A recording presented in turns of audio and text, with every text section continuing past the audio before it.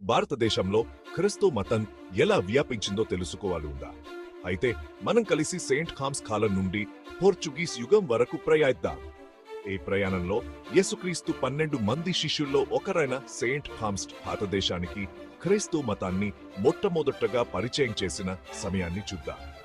కేరళలోని మల్బార్ తీరంలో ఆయన మొట్టమొదటి క్రైస్తవ సమాజాలలో ఒకదానిని స్థాపించారని పురాణాలు చెబుతున్నాయి. ఇక హోమెస్ శతాబ్దానికి వెళ్దాం. ఈ సమయంలో మరో పెద్ద మార్పు భారతదేశ క్రైస్తవ రూపురేఖలను తీర్చిదిద్దింది.